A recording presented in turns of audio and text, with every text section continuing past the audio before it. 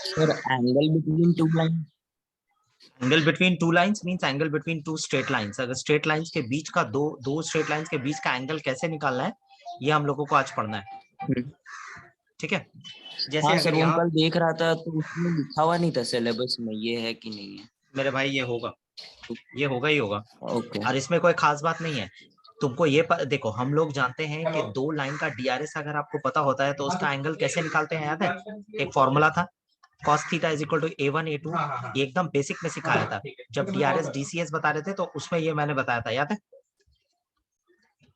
याद है? हाँ सर। यही फॉर्मूला था बिल्कुल मेरे भाई, यही सेम फॉर्मूला आज हम लोगों को यहाँ पे भी लगाना है। ठीक है, अगर आप ध्यान से देखोगे दो लाइन आपको दिया गया है, तो क्या ये पहले वाले लाइन का डीआरएस नहीं है?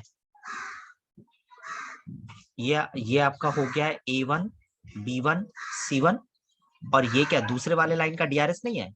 Equation of a straight line जो लिखते हैं उसमें मैंने क्या बताया कि r is equal to a plus lambda B जो होता है, ये जो पैरेलल वेक्टर होता है वही तुम्हारा डीआरएस भी होता है ना? ठीक है, तो क्या ये मेरा 3 2 6 ये तुम्हारा A2 B2 C2 नहीं होगा? तो एक बात बताओ, इसको यूज करके एंगल निकालने में कितना टाइम लगेगा? कोई टाइम लगेगा? ऑलरेडी तो हम लोग जानते हैं कि किस तरह से इसको करते हैं, है ना? अनिकेत क्लियर?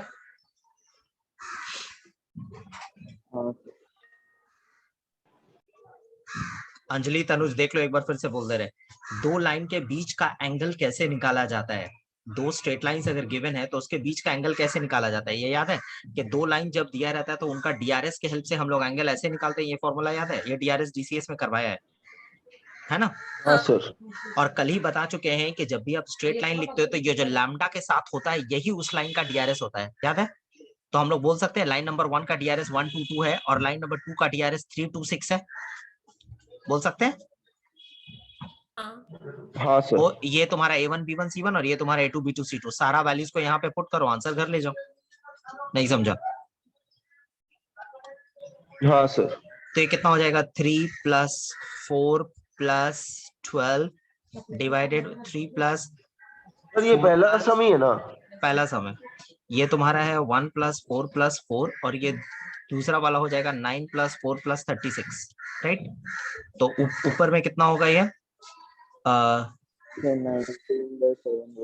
16 और 3 कितना? 19 ना? 19/21। 19/21। 21 हाँ सर। 21 कैसे हो रहा है? ये हुआ 9 और ये हुआ तेरा 9 का हो गया स्क्वायर रूट 3 और ये 7, हाँ 19/21। तो ये कितना हो गया? 21 19/21, तो तुम्हारा एंगल क्या हो गया? Theta is equal to cos inverse 19/21। ये ठीक है, ये पहला सवाल का जवाब हुआ तुम्हारा। क्लियर है? अगर दो लाइन तुमको कार्टेशियन फॉर्म में दिया गया है तो गाइज इसमें क्या प्रॉब्लम है? इसमें भी तो डीआरएस हम लोग निकाल सकते हैं। तो डीआरएस निकालने का फॉर्मूला गाइज आप देखो, पहला वाला श्योर देख लो एक बार आराम।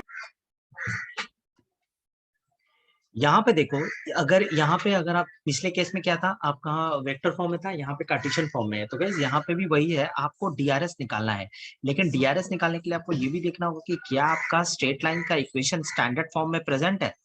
कोई बता पाएगा यहाँ नीचे 0 होगा या 1 होगा? तनुज 0 होगा या 1 होगा? 0 होगा? 0 ही होगा। श्योर है तनुज? तो 0 नहीं होगा। 0 नहीं होगा, क्या होगा बोलो? 0 होगा सर, 0 होगा। 0 कैसे? अच्छा हाँ सर 0 होगा। तनुज सही बोल रहा है, 0 होगा यहाँ पे। तभी तो तुम ये रेशियो को ये रेशियो के साथ कंपेयर करोगे तभी तो तुमको z इक्वल्स टू 2 मिलेगा, या फिर ये रेशियो को ये रेशियो के साथ कंपेयर करोगे तभी तो z इक्वल्स टू 2 मिलेगा, है ना? ओके गाइस, क्या तुम्हारा सेकंड वाला इक्वेशन स्टैंडर्ड फॉर्म में है? जवाब है नहीं, ये स्टैंडर्ड फॉर्म में नहीं है। इसको आपको 2 से डिवाइड करना पड़ेगा, है कि नहीं तनुज? है ना? तो इसका डीआरएस को ठीक कर लो, इसको आप 2 से मल्टीप्लाई कर दो तो ये होल नंबर पे आ जाएगा आपका डीआरएस। बोलो ये क्लियर है। अब आपका पहला लाइन का डीआरएस A1 B1 C1 जो है आपका ये हो गया 3 - 2 0 और आपका A2 B2 C2 जो है A2 B2 C2 ये हो गया आपका 2 3 और 4। ठीक है ठीक है। तो फिर से क्या, अब तो आप जानते हैं आपको क्या करना है, cos theta is equal to जो फॉर्मूला है आप वो लगाओगे और आंसर। क्लियर है।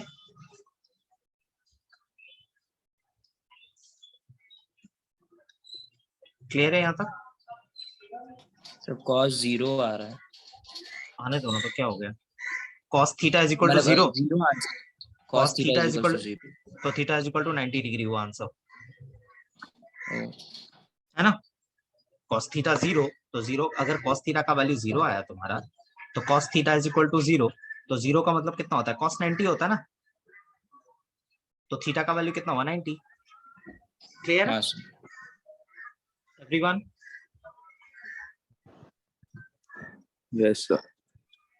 ओके फिर यहाँ पे देखो स्ट्रेट लाइंस दिया गया है, बोला गया है कि अगर ये परपेंडिकुलर होगा, अगर ये कंडीशन सेटिस्फाई करेगा तो मतलब अगर ये परपेंडिकुलर है, दो लाइन जब परपेंडिकुलर होता है गाइस तो हम लोग बहुत अच्छी तरह से जानते हैं दोनों का डीआरएस का प्रोडक्ट का सम इक्वल टू 0 हो जाता है। ये तो जानते हो आप लोग, ये डीआरएस डीसीएस में ही हम लोगों ने सीखा है ना। हाँ डीआरएस सर। का प्रोडक्ट का सम 0 होता है। यस तो गाइस सबसे पहले लेकिन सवाल ये उठता है कि क्या ये स्ट्रेट लाइन स्टैंडर्ड फॉर्म में है। नहीं, ये स्टैंडर्ड फॉर्म में नहीं है। तो स्टैंडर्ड फॉर्म में नहीं है तो सबसे पहले आपको स्ट्रेट लाइन को स्टैंडर्ड फॉर्म में लाना होगा। x is equal to A Y plus D और z is equal to C Y plus D. Guys अगर आप ध्यान से देखोगे ये रिलेशन और ये रिलेशन में कौन सा अल्फाबेट कॉमन है दोनों में, y। तो आप पहले वाले से भी y का वैल्यू निकालो, पहले वाले से आप y का वैल्यू निकालो और आप दूसरे वाले से भी y का वैल्यू निकालो। क्या ऐसे लिखा जा सकता है, हाँ या ना। गाइस अगर ये भी y के बराबर है, ये भी y के बराबर है, तो हम लोग बोल सकते हैं, ये बोल सकते हैं हाँ या ना। अब मेरे को बताओ, यहाँ पे तो कुछ नहीं, यहाँ पे तो मैं 0 लिख सकता हूँ, लेकिन नीचे 1 होगा या 0 होगा, आप बताओ तो। y माइनस 0 के नीचे क्या होगा, 0 होगा या 1 होगा। 1 होगा। 1 होगा इस केस में, वेरी गुड, क्योंकि जब तुम 1 होगा, अगर तुम 0 लिखोगे तो ये पूरा फ्लैट 0 हो जाएगा और y इक्वल्स टू 0 मिलेगा, लेकिन y इक्वल्स टू 0 तो यहाँ है ही नहीं। तनुज क्लियर है। नहीं सर, एक बार वापस बोलिए। अरे मेरा लाल, यहाँ पे 0 होगा या 1 होगा, हम ये सवाल पूछा बस और कुछ नहीं। हाँ तो क्या लिखेगा, 0 लिखेगा या 1 लिखेगा। अगर 0 यहाँ पे लिख देगा, ले तेरे लिए 0 लिखा, अगर इसको तुम अगर कंपेयर तो करेगा y तो y का इक्वल्स टू वैल्यू ए हो 0, जाएगा। y इक्वल्स टू a हो जाएगा बेटा, y इक्वल्स टू 0 होगा, y 0 इक्वल्स 0 टू 0 का क्या y इक्वल्स टू 0 है यहाँ पे, y इक्वल्स टू 0 है नहीं। पहला वाला है, तो फिर इसका मतलब y का 0 नहीं होगा, y 1 होगा यहाँ पे। अब देख y अगर 1 करता है तो क्या तेरे को ये मिल जाता है, देख तो एक बार, ऑफ कोर्स मिल रहा है, वो मिल रहा है, बात समझ आया। तो डीआरएस क्या हो गया गाइस, पहले लाइन का डीआरएस क्या हो गया आपका A1C। क्लियर है, सबको क्लियर है। अब देखो दूसरा जो लाइन आपको दिया गया है A dash Y plus B Z B dash, और ये आपको दिया गया है Z is equal to C dash Y plus D dash. ठीक है, यहाँ पे भी दोनों में कौन सा अल्फाबेट कॉमन है, y। तो अब y को सब्जेक्ट बनाओ, x minus B dash by a dash is equal to y, और दूसरा वाला होगा z minus D dash by C dash is equal to y। ठीक है, अगर इन दोनों को कंबाइन करें तो ये क्या हो जाएगा guys, x minus B dash by a dash is equal to y is equal to z minus D dash by C dash. ठीक है, यहाँ पे भी देखो, यहाँ पे क्या हम इसको अगर सिमेट्री मेंटेन करके लिखे, यहाँ पे भी y के नीचे क्या हो गया, 0 होगा या 1 होगा, क्या होगा बोलो आप लोग। 1 होगा सर। 1 होगा, वेरी गुड, 1 होगा। तो इसका डीआरएस क्या हो गया गाइस, इसका डीआरएस क्या हो गया, a dash 1 c dash. Guys हम लोग जानते हैं क्योंकि बोला है लाइन नंबर 1 और लाइन नंबर 2 दोनों ही एक दूसरे के ऊपर परपेंडिकुलर है, ये और ये परपेंडिकुलर है। तो दो लाइन जब परपेंडिकुलर होता है तो क्या होता है guys, line number 1 line number 2 perpendicular, तो क्या होता है, दोनों का डीआरएस का प्रोडक्ट का सम इक्वल टू 0 हो जाता है। तो बोल सकते हैं a dash plus 1 1 plus C C dash equals to 0, ये बोल सकते हैं, और ये हो गया आपका प्रूफ। देख लो, क्लियर है? हाँ सर। हाँ सर। Yes. आज का क्लास थोड़ा शॉर्ट हो सकता है, ठीक है, कल लंबा क्लास लेंगे। Find the angle between the lines whose direction ratios are, find the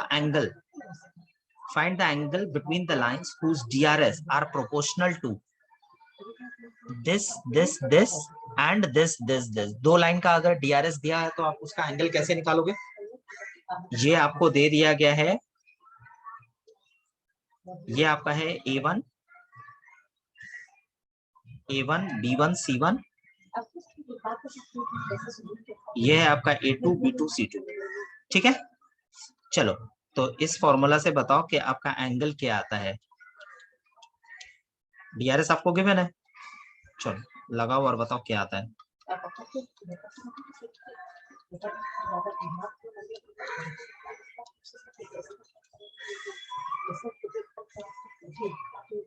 ठीक है, चलो लगाओ, तो फॉर्मूला लगा के बताओ क्या एंगल आता है आपका। ये कैलकुलेट करके कितना आया? √3/2। हाफ आएगा, हाफ आएगा, ये कैलकुलेट हाँ करके 60 डिग्री। हाफ आया। तो अगर cos theta is equal to half है तो इसका मतलब होता है कितना? 60। तो आंसर हो गया theta is equal to π/3। Clear है? बोलो।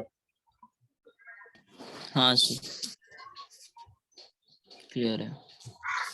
क्लियर है? Okay. Equation of a line parallel to a given line and passing through a given point. एक इक्वेशन ऑफ अ लाइन निकालना है जो किसी दूसरे लाइन के साथ पैरेलल है और एक पॉइंट से जिससे वो पास करता है वो अगर नोन है तो इक्वेशन ऑफ अ लाइन कैसे लिखते हैं? लास्ट वाले सम को कोई वर्किंग ग्रुप में भेज सकता है, नहीं तो चेक समथिंग। हाँ सर, हमको भी चाहिए वर्किंग। इतना लल्लू भेजिए क्या सर? और भेज दो, ग्रुप में वर्किंग भेजो। सर आप यहीं पे करा दीजिए ना, ठीक है, 2 चलो स्टेप का तो वर्किंग है। वर्किंग में वही मेरे को समझ नहीं आ रहा, वर्किंग में इतना प्रॉब्लम क्यों हो रहा है? इधर देखो, देख लो, वर्किंग देख ही लो फिर। देख लो, a √3 - 1 + 3 ऊपर 6 आएगा, ऊपर 6 हाँ आएगा। सर। नीचे का वर्किंग, नीचे का अच्छा ठीक वर्किंग है, चाहिए। नीचे का वर्किंग चाहिए। तो ये तो आपका पहला कितना? वाला पहला वाला √6 कितना हो गया? आएगा। अच्छा चलो, ये √6 आएगा।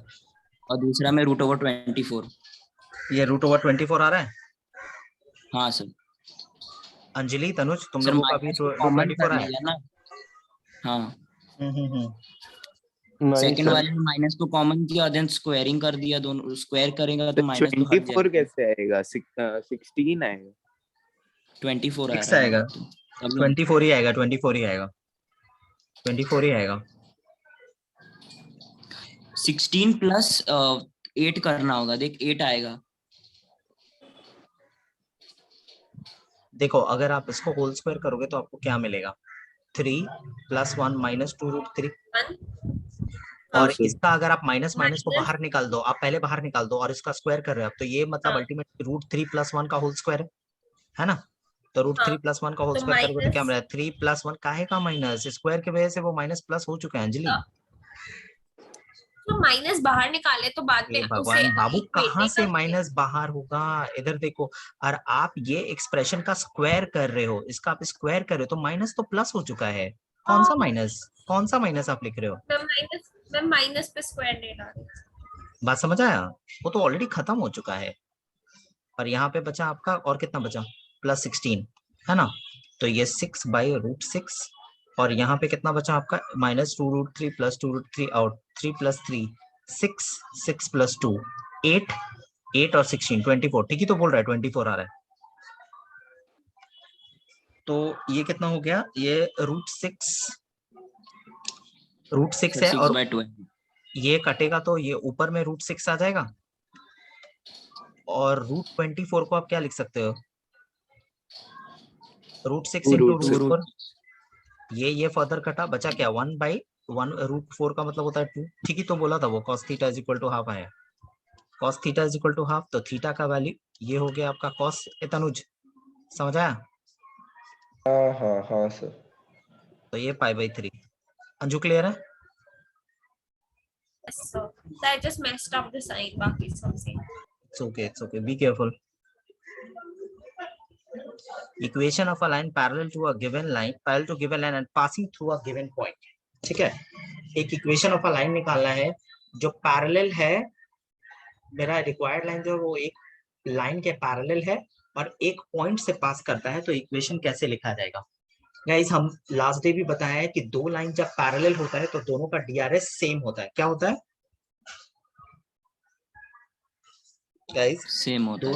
सेम होता है, डीआरएस सेम होता है। तो अगर मेरा रिक्वायर्ड लाइन इस लाइन के साथ पैरेलल है तो इसका मतलब क्या है, ये लाइन का जो ये डीआरएस है 2 1 2, मेरा रिक्वायर्ड लाइन का भी डीआरएस सेम होगा, हाँ सर। है ना? और देखो हाँ एक पॉइंट, एक पासिंग पॉइंट आपको दे दिया गया है, तो पासिंग पॉइंट का मतलब क्या हो गया, ये हो गया आपका ए वेक्टर और ये हो गया आपका बी वेक्टर। तो इक्वेशन क्या है, equation of a straight line आप आसानी से लिख नहीं सकते क्या ये फॉर्मेट से? भैया पासिंग पॉइंट आपको पता है 2i माइनस जे प्लस 3k, ये हो गया आपका ए, और लैम्डा बी कौन है आपका 2i प्लस जे प्लस 2k। क्लियर है? हाँ सर। हाँ सर, ये सब सर लास्ट दिन कराए थे हम सर। हो सकता है। Find the equation of a line passing through the point this, इससे पास कर रहा है और इसके पैरेलल है। तो अगेन सेम प्रॉब्लम है गाइस कि अगर इसके पैरेलल मेरा रिक्वायर्ड लाइन है तो इस लाइन का जो डीआरएस है मेरा रिक्वायर्ड लाइन का भी डीआरएस सेम है। लेकिन क्या इसका डीआरएस निकालते वक्त क्या हम लोग डायरेक्ट 2 3 to 1 को डीआरएस ले सकते हैं? जवाब है नहीं, नहीं, क्योंकि 2 ये से स्टैंडर्ड डिवाइड फॉर्म में नहीं है। हाँ, 2 से डिवाइड करना होगा और पहले। माइनस कॉमन ले लेंगे। माइनस कौन सा माइनस कॉमन लेंगे? कोई माइनस माइनस कॉमन नहीं लेना है। तो जेड में अच्छा जो हाँ हाँ माइनस हाँ हाँ है, हाँ, जेड में जो माइनस है, हाँ उसको भी कॉमन लेना, सही बात बोला। तो ये -z/1, तो यहाँ पे ये वाला पहला वाला मेरा x वाला पार्ट ठीक है, इसमें 2 से डिवाइड करना होगा तो y प्लस हाफ बाई 1, और ये हो जाएगा z माइनस 5/-1, ये ले सकते हैं। तो इसका डीआरएस क्या हो गया गाइस, 3 1 -1, है ना? देखो तुम्हारा लाइन इससे पास कर रहा है, इसका मतलब क्या हो, ये x1 y1 z1 है, ये तुम्हारा x1 y1 z1, और तुम्हारा लाइन का डीआरएस और ये लाइन का डीआरएस इक्वल ही होगा क्योंकि दोनों पैरेलल है। तो इक्वेशन क्या हो सकता है इस केस में, x minus x1/3 y minus y1 by -1 और z माइनस 0/-1, सॉरी ये 1 होगा, ये -1। क्लियर है? सर इक्वेशन तो आर वेक्टर के हिसाब से लिखते हैं ना, वैसे आर अरे मेरे भाई, जब ये कार्टेशियन में दिया हुआ है तो हम लाइन भी तो कार्टेशियन में ही निकालेंगे ना, तुम वेक्टर के हिसाब से क्यों निकालोगे? प्रीवियस केस में वेक्टर में दिया हुआ था इसलिए लाइन मैंने वेक्टर में निकाला। अगर अगर तुमको जो रिलेशन है, अगर क्वेश्चन में बोलता वेक्टर इक्वेशन निकालने तब हम निकालते, जब वो बोल नहीं रहा है तो जिस तरह का रिलेशन दिया है हम इक्वेशन भी उसी फॉर्मेट में निकालेंगे। ठीक है सर।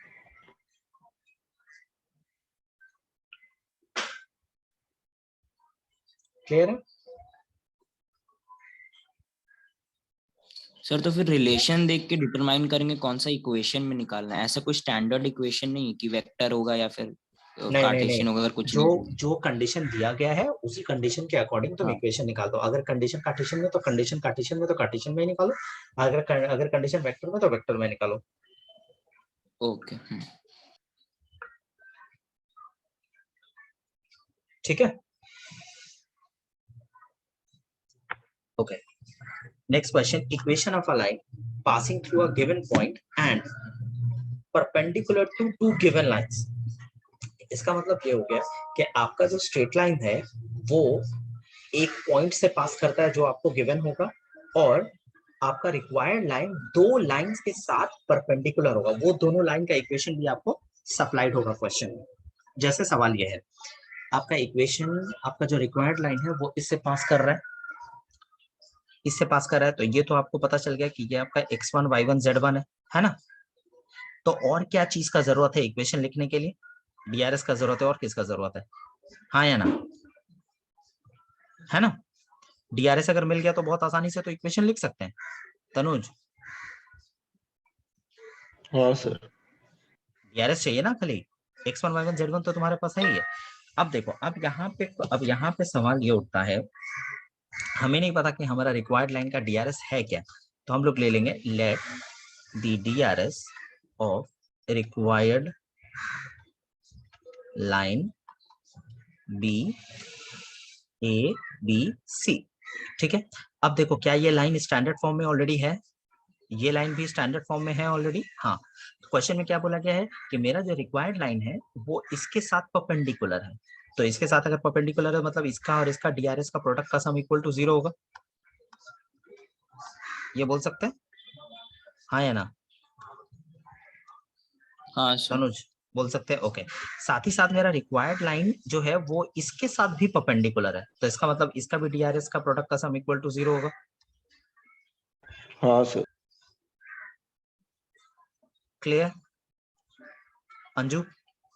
अब फिर इस क्रॉस मल्टीप्लिकेशन हाँ, क्रॉस मल्टीप्लिकेशन से सॉल्व करेंगे, solving 1 and 2, solving 1 and 2 by cross multiplication, cross multiplication method। तो a by 10 minus 6, b by minus 9 minus 5, c by 2 plus 6, तो कितना हो गया, a by 4, b by minus 14 and c by 8। आप 2 से इसको डिवाइड कर सकते हो ऑल ओवर, तो ये हो जाएगा 2 minus 7 और 4, है ना? तो डीआरएस क्या मिला आपको रिक्वायर्ड लाइन का, ये मैंने बताया था, A by something, B by something, C by something जो होता है ये डीआरएस होता है, तो ये रिक्वायर्ड लाइन का डीआरएस है ना? तो रिक्वायर्ड इक्वेशन क्या हो जाएगा, therefore the required equation x minus x1 by a, y minus y1 by b, z minus z1 by c। ठीक है, क्लियर है?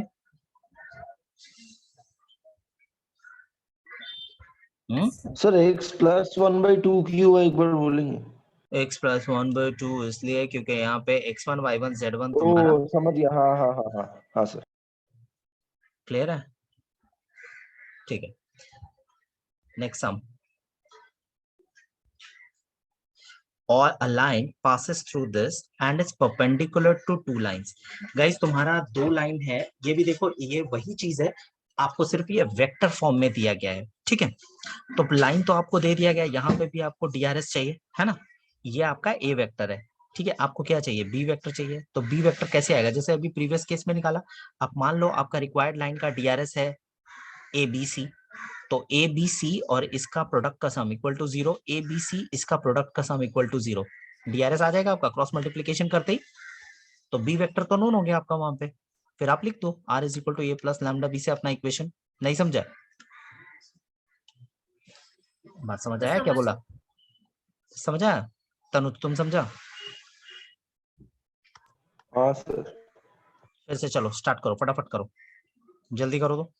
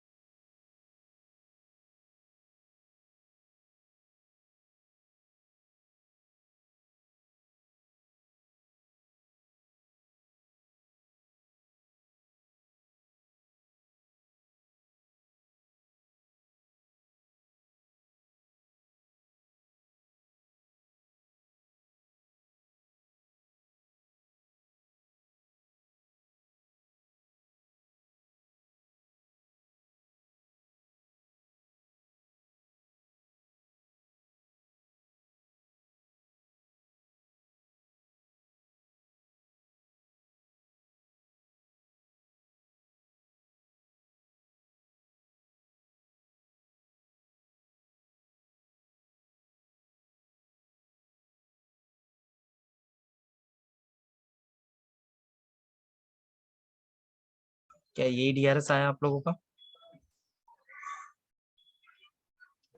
Sir two B plus C Q क्या चीज? तुम्हारा वॉइस क्रैक कर रहा है, तो फिर बोलो। माइनस टू बी प्लस सी। 2a माइनस 2b, अरे बाबा ये इसके सर साथ ये जो पहले परपेंडिकुलर आप है, इक्वेशन ये इसके साथ परपेंडिकुलर है, और ये इसके साथ भी परपेंडिकुलर है, ये होगा। तो जब परपेंडिकुलर होता है तो डीआरएस का प्रोडक्ट का सम इक्वल टू 0 नहीं होता है?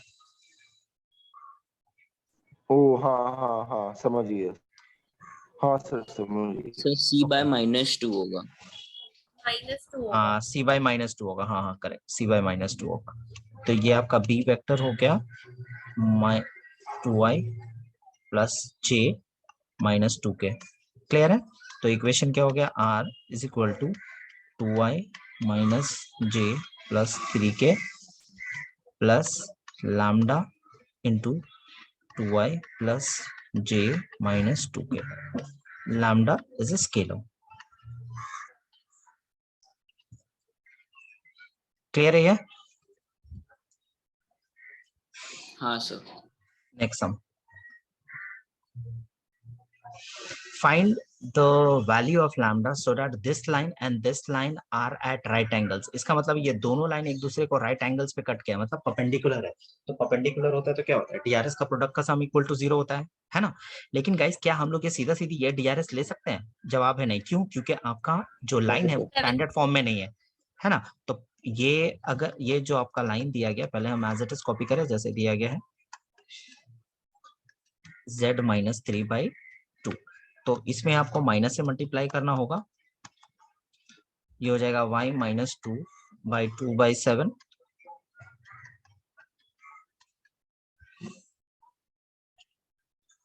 ठीक है। और दूसरे वाले लाइन को करें तो क्या करें, x माइनस 1 बाय -3 λ/7।